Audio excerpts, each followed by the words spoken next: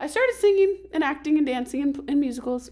By the time I was a little bit too old for child roles, like about 12, 13, I sort of stopped and just took a break and went, middle school started, and I made a lot of friends in the honors classes. And I noticed they were all in band. And so the lunch schedule made it so that they couldn't actually have the same lunch hour as I could because of their band class. And I was 12 years old and going home crying and lonely every day. And my mom asked me, "What is wrong with you?" And I finally admitted, "I don't have lunch with my friends because they're all in band. And when they're in band, they have to have a different lunch." She said, "Oh, well, I'll ask my colleague, if you can, Mr. Mines, the band director, can my daughter join band?" She asked him, and he said, "Well, yeah, what does she play?" My mom said, "Well, nothing." And he said, "Okay, well, that's a problem. How are we gonna, get her in the band?" And she, the kids are already caught up. They've already had a year or two of band, and how is she gonna catch up? My mom said, "Well, she can read music, she can sing, she'll get it, I promise."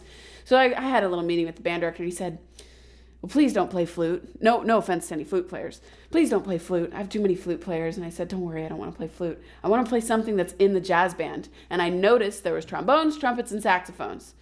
And so I was going to be one of those things, but it wasn't going to be trumpet because my dad was a trumpet player and I was way too cool for that at that time. And so saxophone was cool, but I liked the feel of the trombone. So I just started playing the trombone. My dad brought me home a few instruments from his school where he was the band director.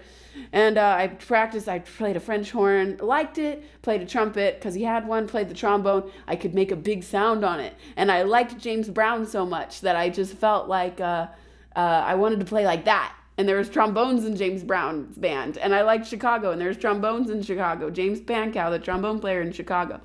And I liked that it could play pop music. I felt like I could play pop music with this.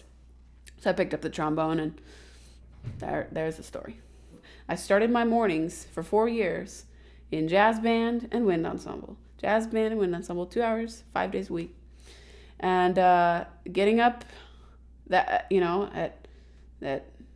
the crack of dawn every day for really 6 years because I started jazz band, and really 5 years because I started jazz band in the 8th grade.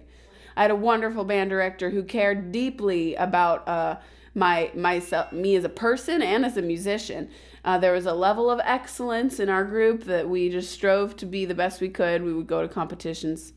I just loved going on field trips with the band. I loved going to